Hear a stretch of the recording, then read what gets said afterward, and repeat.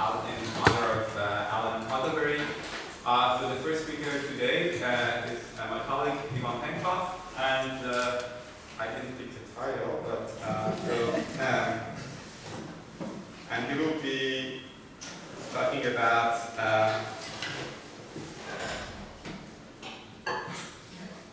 so some recent results on ind-varieties of generalized flags. All right. Thank you, Kevin. I want to take the chance now to say a few things about Alan, because this is my chance to speak. So we're very happy to have a chance to do this in your honor, and it is a very small token for what we've done, and probably too small. I want to say that I don't see myself as a person who is successful in hiring. Well, I've been at several universities, you know how these things go, hiring committees, this, that, and I always was left with some disappointment that there were better candidates than those that were selected. So I don't see myself successful in hiring, with one exception that I brought Alan to Jacobs, which was obviously my most successful move in this direction. And this happened 10 years ago. And in fact, he was supposed to come as, well, you know, very senior person to not do as much as the others do, and then he ended up doing probably more than we do. And when he's here, he is surrounded by students and really enjoys talking to them, really stimulates them. He has had great successes here, you know, advising students, and some of these people are now in the audience and will speak. So I think that this was a very successful move on our part, and we are very thankful that you came, and that you will even in some form stay beyond the end of this year. So the topic of today's talk is to basically give you a quick overview of something I've been doing for a long time, because there are some new results which, well, give me the chance to talk about these things again. So I want to look at G mod B or G mod P, where G are the so-called finitary inputs.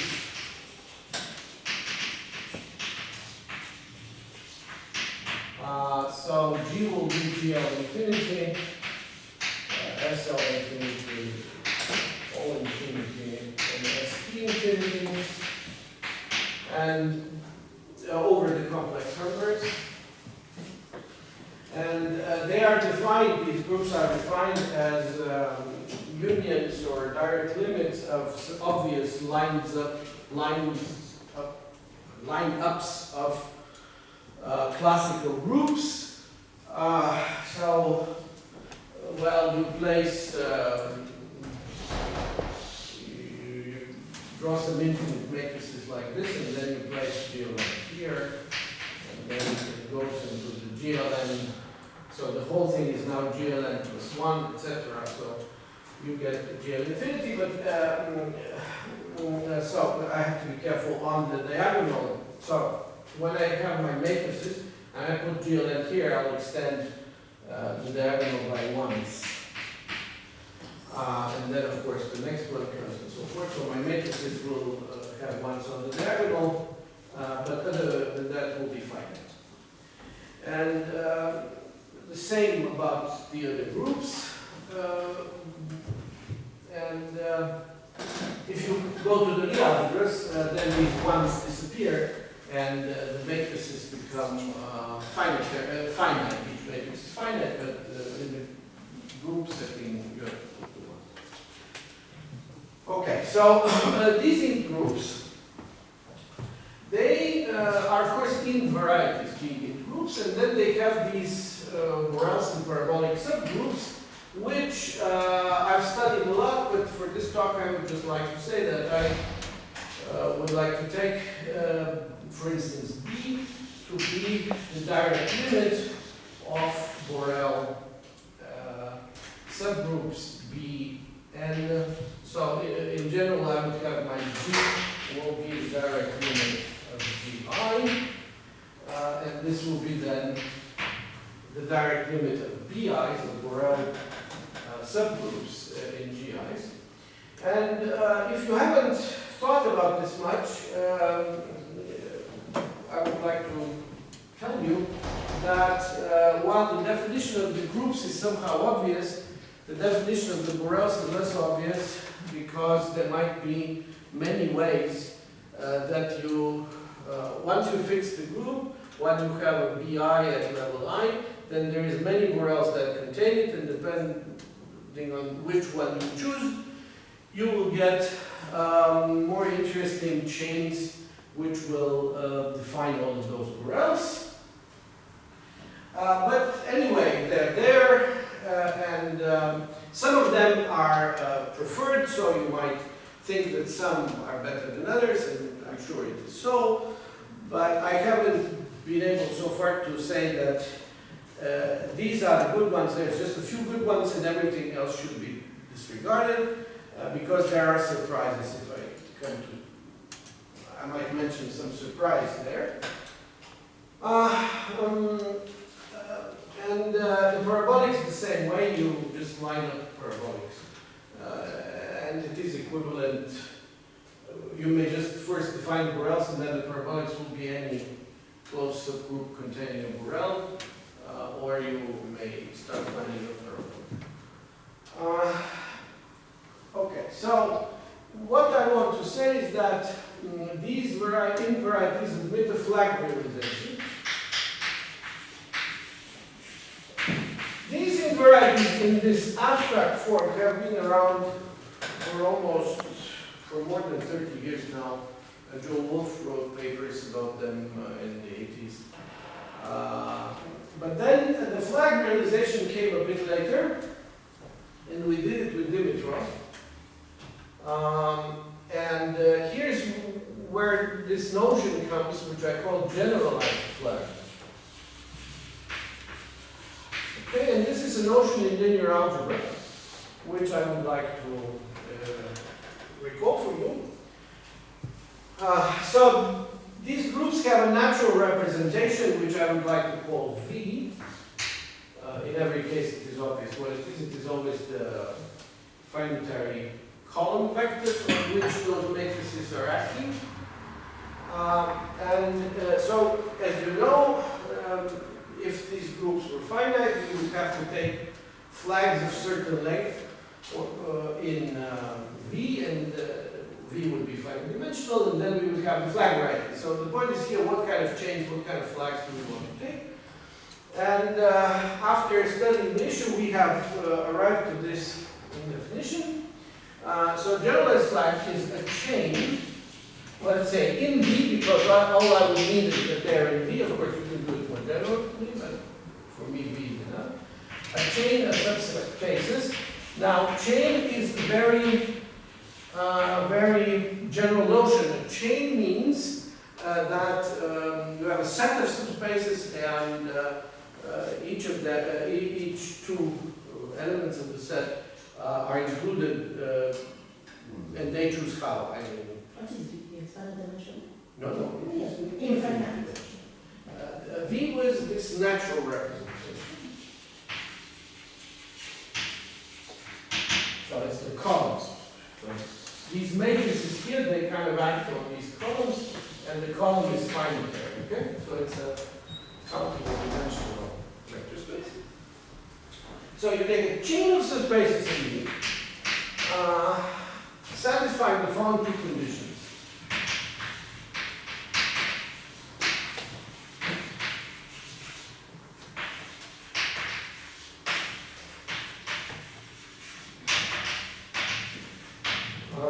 Okay, so first A is every space in the chain has an immediate predecessor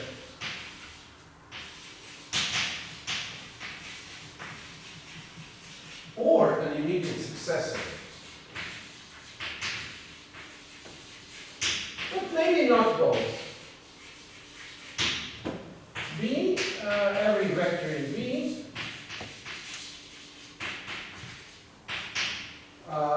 vector V in V, lies in F double prime alpha minus F prime alpha for some alpha. So, what does this mean? I will introduce this notation in a moment. So what this means is that every vector is stuck between, so if I have a space and I write double prime on it, it means that it is the immediate successor of something, and it is the immediate successor of the same space with the prime. So every vector must be caught in between one of these pairs of spaces where there is nothing in between. Of course, if the chain is finite, these conditions are trivial, because in that case you have to always include the 0 and the V in the chain, and then everything is there. Here, you don't sometimes have to include the 0 and the V, because if the chain is somehow very infinitely approaching 0 or V, you want this condition rather than sticking the V and the 0. Okay, so this becomes a bit strange probably to you, and has to be studied what these chains are. And we have done it, but from many points of view, we believe that this is the right notion. Because the point is that, so the right notion for what? Well, you want to have a connection between your Borel subgroups and your chains to be the usual one, that the Borel is the stabilizer of the chain, and that given the Borel, the chain it consists of all stable subspaces. Well, the second fails at infinity, but the first is still okay. So this generalized flag, this corresponds to the case of parabolic, as a flag would correspond here. So if you want the Borel, you have to take a maximal generalized flag.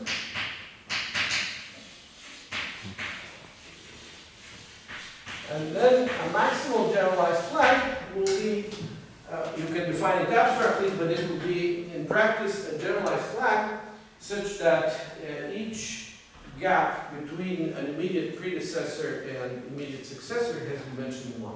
In other words, you cannot stick anything in those places anymore.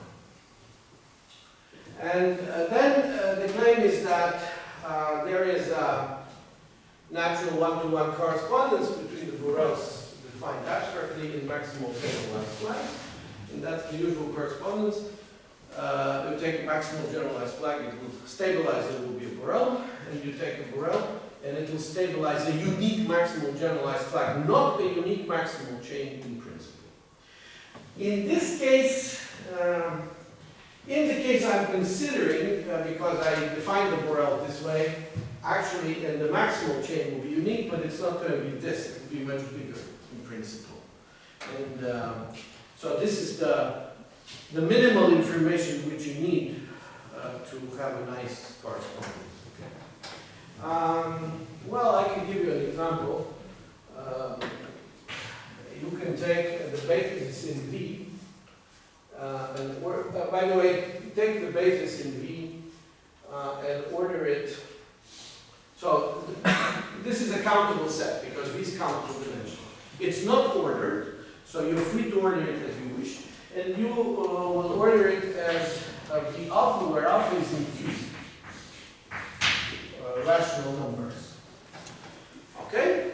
And then you will define the corresponding generalized flag to this order, and it will be like this. You take for every alpha in Q, so now Q orders your basis vectors, and it will not order the spaces in the flag, because those will be ordered by 2 copies of Q, but it will order the gaps, where the gaps are. They will be ordered by Q, and so you write that F alpha prime, where alpha is in Q, equals the span of E beta for beta less than alpha, and F alpha double prime equals span where you include beta less or equal to alpha. And this thing is a generalized flag. It's a maximal generalized flag. The gaps are one dimensional. And they're parameterized by Q. And this is, of course, an extreme case. But if you think of what the difference will be between the flag and the maximal chain, you will see that the maximal chain will now consist of Dedekind cuts of Q. So the maximal chain will be parameterized by copy of R and an extra copy of Q, because these will be symmetric Dedekind cuts. When you do Dedekind cut, you have to say that if you hit a rational point, where you want to put it on the left or on the right. And here we don't make this decision on purpose, so we want the cut to be symmetric. So Q doubles, and the rational numbers also appear, one copy of them. So that will be the maximal chain, which is contained in my maximal generalized flag. And there are other reasons to deal with these flags not with the chain. I call them generalized because I think that if I call them flag, everybody would think that this is just the usual thing. Okay, and so what we have that we did draw a long time ago is to understand a little bit better this variety now, because so far we know one point on it, and that would be the stable, the unique generalized flag. So if B is given, it will stabilize a unique generalized flag, and that will be 1 point. But now I have to understand which other generalized flags will be in G1B. In the finite case, there will be all flags with the same dimensions, but here it's trickier. So you have to define something called e-commensurability. So you have to take 2 generalized flags, so that F and G be maximal generalized flags. Okay, and you have to do this in the presence of a basis E, I do not E is a basis of V. So E consists of these vectors that I call V alpha, sometimes I call them V alpha. And there's this notion of e-commensurability.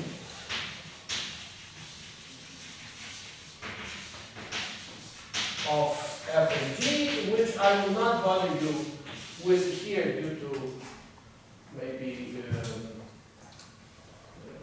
just don't want the lecture to become too technical. I will say, more or less explain what it is.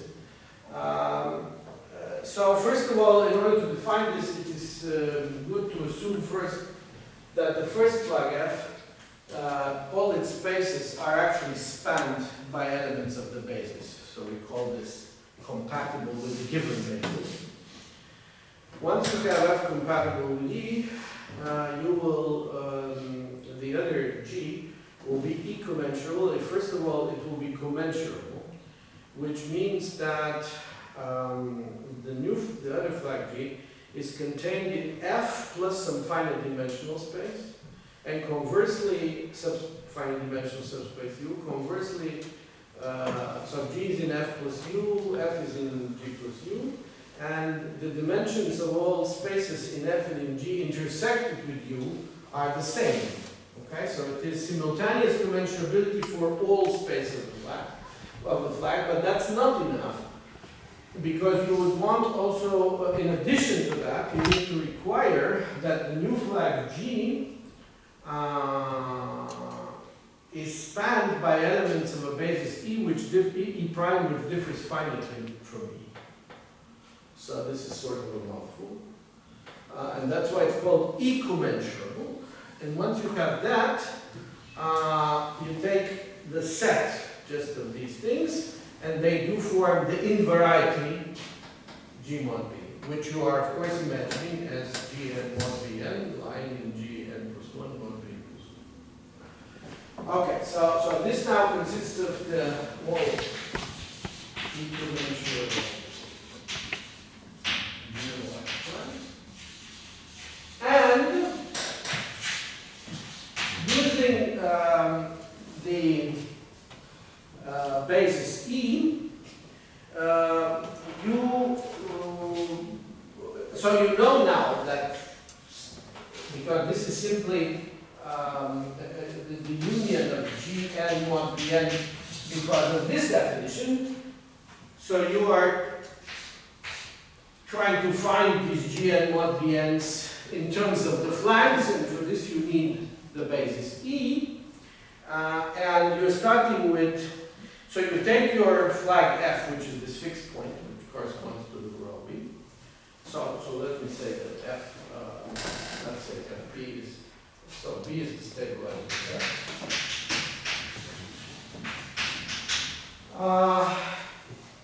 And then you choose an arbitrary ordering of your basis isomorphic to n. So you order your basis in an arbitrary way as 1, E1, E2, E3. Then you intersect your flag F with these finite dimensional spaces. You get some flags there. And then F tells you how the mapping goes from the corresponding flag variety at level n to the corresponding flag variety at level n plus 1. If this is a maximal generalized flag, then when you intersect with these spaces, you also always get a usual maximal flag.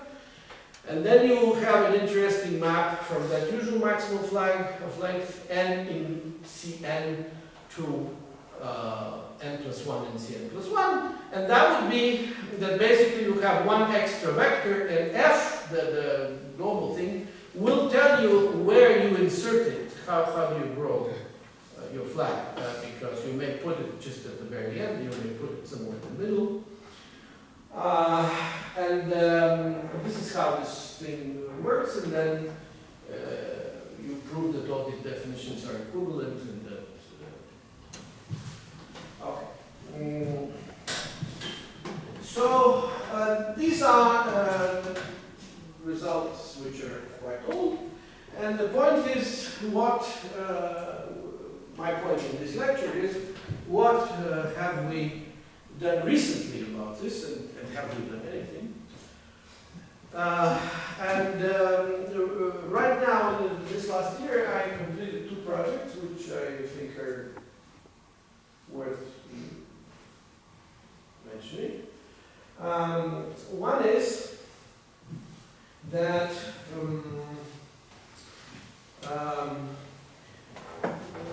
well, we let's talk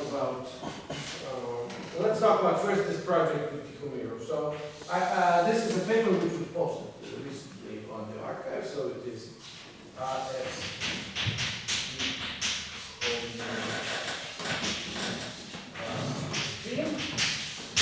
and it answers the following question: can I construct those varieties of generalized flags purely using algebraic geometry and not referring to the groups GL infinity? Because what I think could bother somebody is, well, say I take this group GL infinity, then it dictates all of this set theory that starts. You start having these orders on these chains and all of that. And how does this arise naturally from just algebraic geometry, from just studying direct limits of flag varieties? So these are very specific limits of flag varieties. And now I want to start from the opposite end and say I want to study direct limit of flat varieties and what are good conditions on the maps of this direct limit, so that at the end I get these varieties, but I don't want to impose from the very beginning that they should be homogeneous. Of course, at the end they will be homogeneous for GR infinity. And a long time ago we studied this. So we have several papers, but the latest paper does it in full generality. So some time ago we studied it concerning Grassmannians. So let's see what kind of Grassmannians do you get from the global picture. Well, you get three types of Grassmannians. One, so Grassmannian by definition is a generalized flag which consists of one varying space and 0 in V. Okay? 0 in V you need for the definition of generalized flags, and one space is variable. So this space can be finite dimensional and then have a dimension, then you get something which I would call the Grassmannian K in V. Then this space can be infinite dimensional and infinite codimensional. For this you can invent some name, and then it can be finite codimensional. So I have these three cases. The finite dimension and the finite codimension are isomorphic as ind-varieties due to duality, which you can do as usual, because of this Grassmannian of k-dimensional spaces. And then there is this infinite Grassmannian, let's call it infinite Grassmannian, which, as defined here, depends on which space F you choose. So now this curly F, the flag, is just one space F. But as I say, it depends here, because if I take one space, the set of commensurable spaces will depend on it. It's not the same set, but up to isomorphism, it's the same ind-variety. So this infinite Grassmannian is one object up to isomorphism. And as I said, and the others, of course, up to isomorphism are characterized by the number k. I mean, Grassmannian k in V is not isomorphic to Grassmannian k plus 1. It's a good exercise. And by the way, the infinite Grassmannian is also not isomorphic to those. That's a trickier exercise. I would like to propose it to you. Because in principle, ind-variety, I mean, you could line up something here, line up something there, maybe it's isomorphic at the end. Well,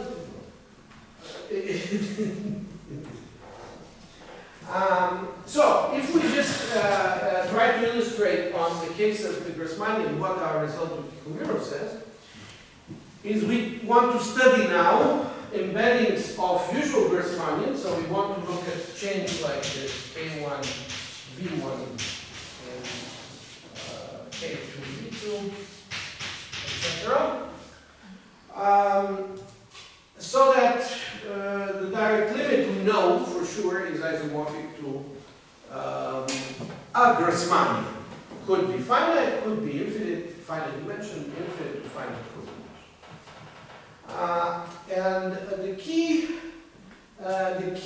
statement here is key. I have told Alan this result about 4 or 5 years ago, but I want to say it in a wider audience. Key is that, okay, so first, if I study these embeddings, okay, an embedding between Grassmannians has a degree, because I take the bundle O of 1 on the bigger Grassmannian, I restrict it to the smaller, and I get O of k. And the k is the degree. So if I want to get the objects that I need, I have to look at linear embeddings, which means that O1 goes into O1. Why is it so? Because, well, I can try with the others, but with the others, you can prove easily that the Picard group of the ind-variety is trivial. Okay? While on my Grassmannians, which which I'm after, the Picard group is not trivial and is isomorphic to Z. So the only way to make this work is to have linear embedding. So the key is that any linear embedding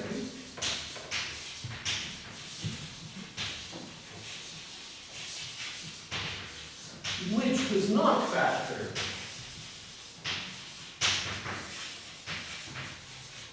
through a projective space, or I could say projective subspace of this of the second Grassmannian K2 of Grassmannian K2 is a standard extension.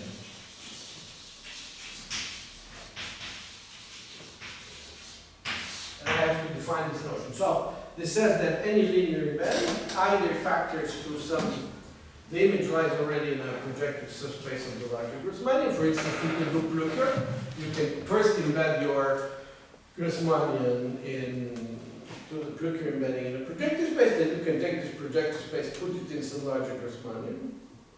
Okay, it's one scenario. But if there is no projective space in the middle, then it has some standard form, and I call this standard extension.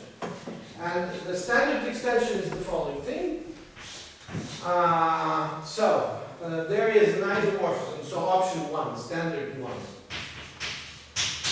is V2 decomposes as V1 plus W. We'll say W is cat. So the dimension of this space is such that it allows this decomposition. And the map from here sends the variable space, let's call it FK1. This is the variable space, it's in V1.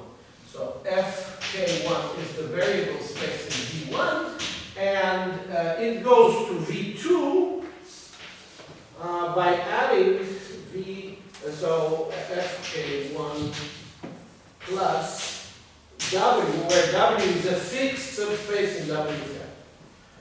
So all the variation happens in the smaller space in V1.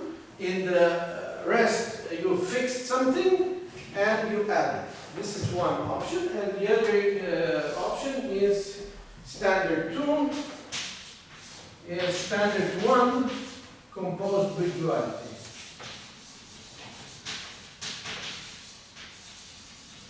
Which means that, when you write, remember that when you write these Grassmannians, you always have an ambiguity because you've chosen K1, but maybe you could have chosen the dimension of V1 minus K1. Okay, so this picture can become a bit confusing if you are composing with duality on the second Grassmannian, but that's all. And these maps we call standard extensions. Why? Because,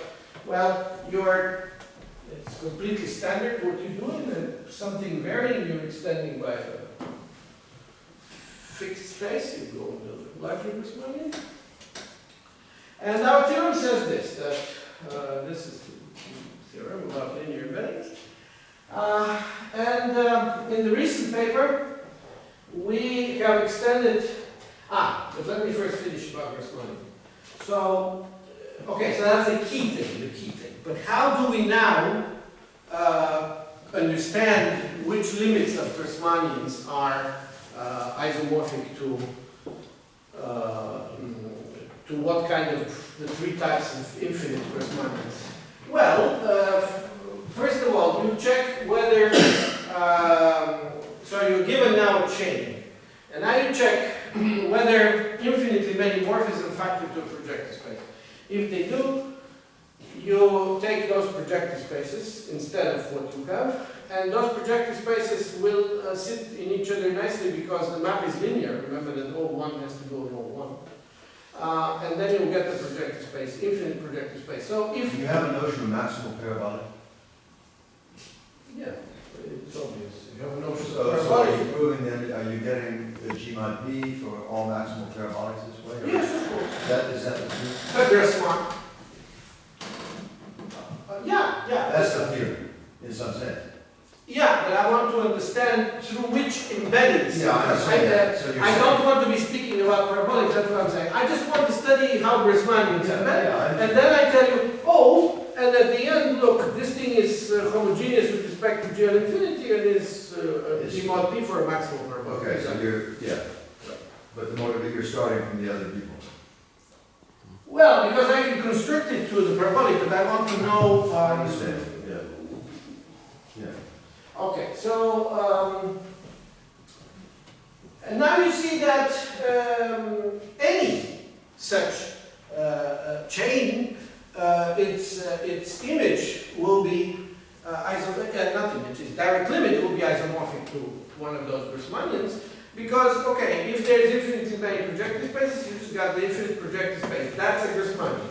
If there aren't infinitely many, then you deal with standard extensions. Then you have these options 1 and 2. If there is infinitely many instances of dualizations that you flip, you use them up and flip everything so that you get that it becomes standard extension of the first kind. And there, all you're doing is you're growing your space. So then, dependent on what these W's is that you meet on the way, it will either stabilize, these W's will become 0 at some point. This means you get a finite Grassmannian. If they don't stabilize, you will get something infinite, basically infinite dimensional. Then you have to see whether the codimension of W stabilizes. If that stabilizes, you will end up in the finite codimension case. So no matter what you do, if you have a chain of linear embeddings of Grassmannians, you will get one of those in Grassmannians. And for flags, we couldn't for some time really concentrate on the difficulties because it's not as deep as that. But we manage now. So what we do is we characterize, so we replace all these Grassmannians now by flag varieties, right? And basically, we prove an outlaw of this theorem, which says that certain embeddings of flag varieties are nice enough to be called standard extensions, and that if I have these 10 standard extensions, and I take the direct limit at the end, I get one of my varieties which comes from the group. So, what are the conditions? So if I have some flag varieties, let's say K1, K2, S, and V, one goes in flags of L1, LP, and V2. First I need a condition of linearity. And that is strong in the sense that I want this flag variety has standard generators in its Picard group, which are pulled back from the Picard group of the corresponding Grassmannians. And I want to point out that this is purely algebraic geometric. I don't need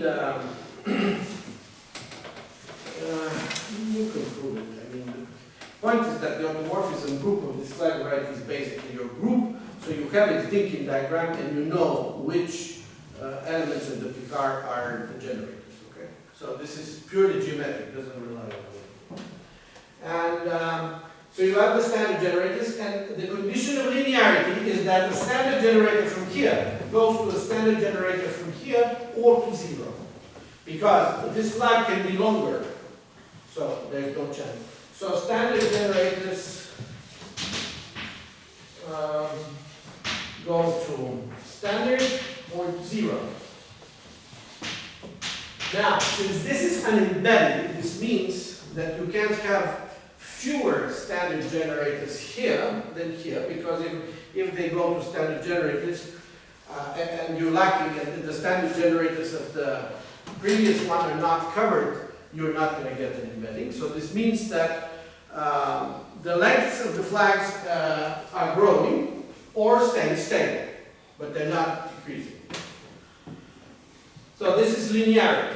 Now, if I have a linear, let me prove a not difficult theorem, that if I have a linear embedding, it induces embedding of corresponding Grassmannians corresponding to the behavior of the standard generator, because each standard generator is responsible for Grassmannian. So if I take here the standard generator goes back to this one, I pick the corresponding Grassmannians, and my embedding induces an embedding Grassmannian. So I can apply the previous theorem, and I need to say that, so this is the first definition of, first condition is linearity. Second condition is induced embeddings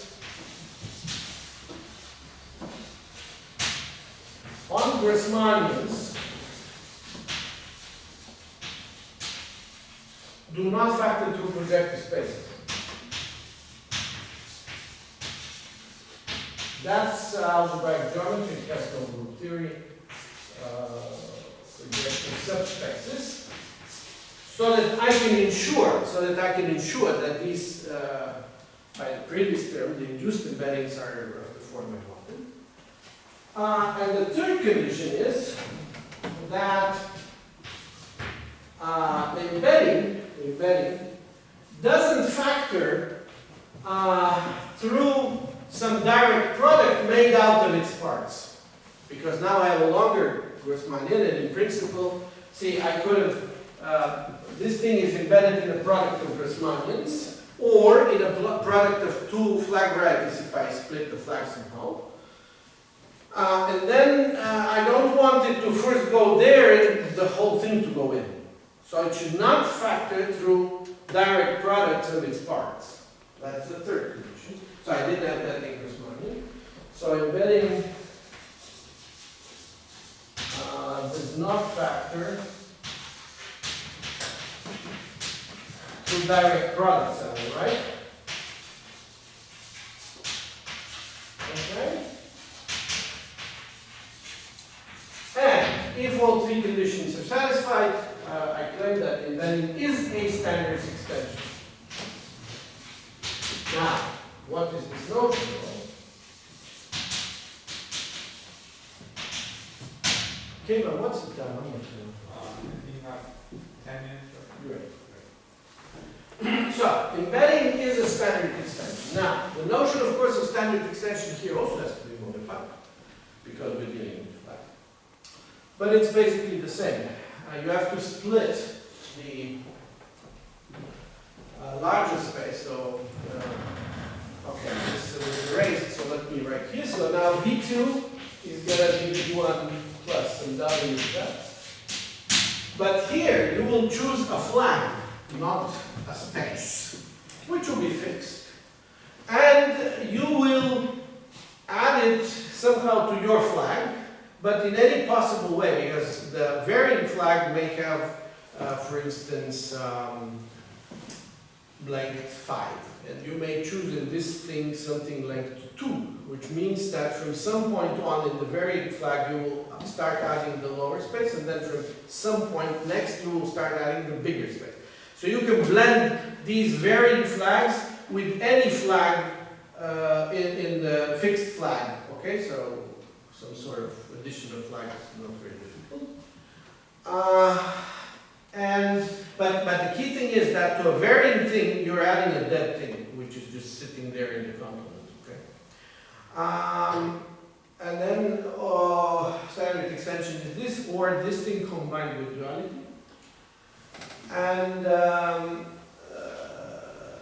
then this is basically the main theorem, which after that, all that remains to prove is that a direct limit of standard extensions is isomorphic to one of my flag varieties G mod P for arbitrary parabolics, and hence is of course homogeneous. So see, these conditions here are entirely geometric. Are you getting everything? Yes? You said it one way, but you mean it is both ways. Both ways. I'm getting everything, and I'm saying that if you just look blindly, so you're kind of a blind dog, which sits at level n and embeds in all possible ways to standard extensions, and then some other guy looks from infinity, it says, oh, in this way you will get everything that the group GL infinity has to offer and nothing more. So that's the result, which I think is an algebraic geometric characterization of these things as the direct limit of certain types of maps. Satisfying 1, 2, 3. That's one new result, and in the last 7 minutes, 7, right? You said 10? Yes. 7. Another new result, this is a different paper, which I promised to post since 2 months, and I hope it will be This posted result for you just spoke of with is Fred. also true for isotropic and so on. So you- Yes, I will say at the end, yes. Everything I say is true for isotropic, that's why I put these groups, but I never had a chance to say anything about it. Okay. So Yes. here you deal with isotropic generalized flags, there you deal with isotropic flag brackets. It's very pretty because the maximal, plays some role, as you know, and all of that, and everything is there. But the other result, which is a different idea, and that's with Fress. And that's this question, for which we need to take here. That's this following question.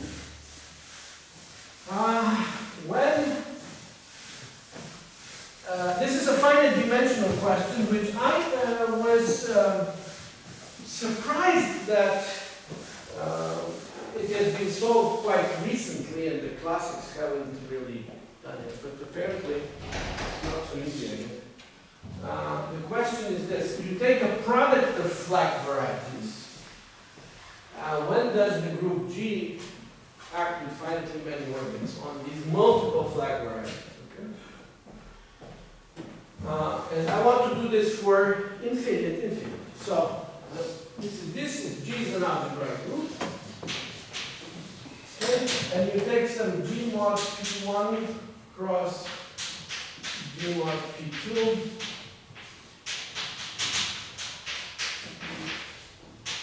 Okay? And you ask, when does this act with finitely many orbits? And in the case of finite dimensional group, recently the problem was finished by Matsuki. Before that was started by, I guess, Peter Lieberman, but then Zelevinsky and Weinman and somebody else took over. So basically, here's what happens. Of course, if it is 1, if n is 1, this is a homogeneous space, you have 1 orbit. If n is 2, you have finitely many orbits, because this is Schubert decomposition, parabolic Schubert decomposition of flag variety, because if you have this, it is the same as it has the same number of orbits as if P1 was acting on P1 or P2. And if it has 3, in general there are infinitely many orbits, but there are cases in which there's finitely many orbits. And if it is 4, it's always infinitely many orbits, and this is a result of, I believe, Zelevinsky, Weinman, and somebody else. For SL and SP. But then Matsuki wrote 2 long papers for the orthogonal groups, even in OM, where he reproved all this. But the trick is to produce the list for n equal 3. Okay? So that's a complicated list of triples on which you have finite number. So Fress. So this is now a paper with Fress, which should be posted maybe next week. See, it's done. Fress. We said, can we try to see how all these results combine at infinity, and do we get something interesting? And of course, in a sense we do, because the interesting result is that we figure when G acts with finitely many orbits on the product of 2 flag varieties. On 1 it's homogeneous, but 2. But now infinity. So now now G is SL infinity. We do all classical groups. We do. And we have just 2 have. So, infinitely many orbits in general. There is no. Well, there is Schubert theory, but it gives you infinitely many cells. We have done the Schubert theories, but so we haven't, however, so what we have done before is we have a big paper with us where we look at B Schubert cells. I mean, we let B act on this thing, and there it has infinitely many orbits, but it hadn't occurred to us to classify for which P maybe you get finitely many, and the answer is very pretty. So the answer is this, that you have finitely many orbits on G mod P1 plus G mod P2 if both P and P1 and P2 are large, are semi-large, sorry, and at least one is large. So I have to define semi-large and large. Sorry? If and only. If and only.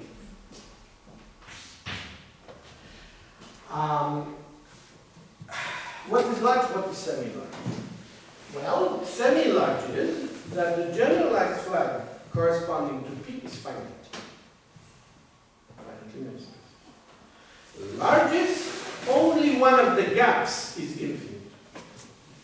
In other words, large is that the generalized flag, which corresponds to P, has only spaces of finite dimensions and spaces of infinite codimension, and there is one jump from finite to infinite. That's large. Semi-large is any finite chain of infinite dimensional spaces is fine. And that's the result. Okay, if and only. And for the other series also, because the isotropic flag has to have the same problem.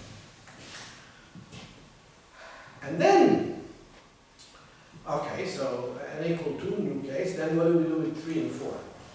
Well, we proved that basically the pattern of those guys persists, more or less, but we have additional constraints.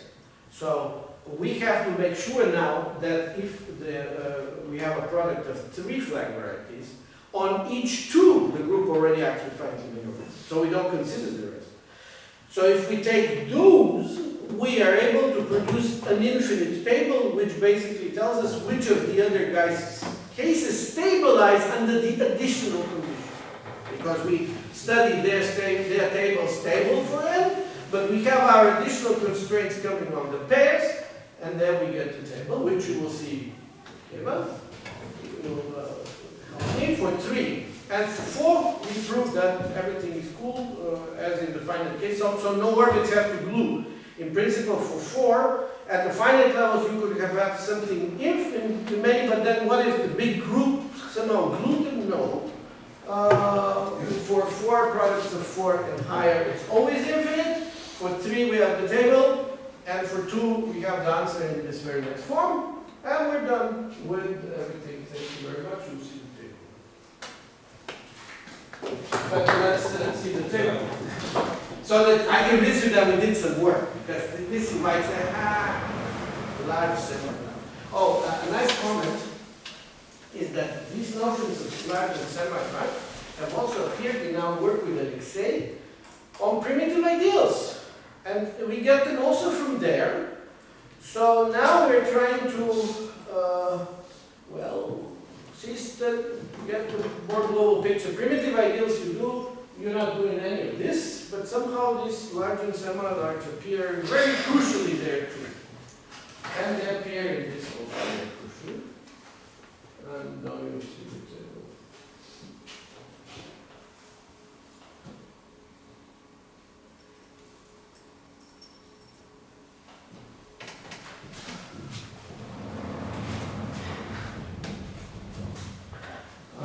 And this is the length, this is the how many traces in the flag. The absolute value is the length. And then there is some lambda, whatever. So if this sounds interesting, read our paper. which will be posted next week. But we claim that this is the final answer, and it's compatible with Matsuki and So these parabolics corresponding to the Grassmannians, they are large. semi-large. They are semi-large. So if you have two infinite Grassmannians, it's bad. Yes, so the infinite Grassmannian is semi-large, but the other ones are large. Exactly. So on direct product of Grassmannians, one of them has to have finite dimension or finite co-dimension, the other could be anything. But when you hit the two infinite direct product, infinitely minor. That was, of course, the first observation. Okay. I can't really, I mean, if you're interested, they're professionals in this room, so if you're interested in this, please go to the paper, and thank you very much.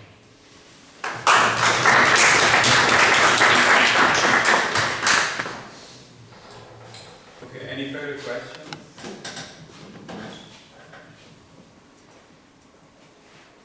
Alright, so in that case, let's thank you one more time. So I think we can take 5 minutes of break, and then we can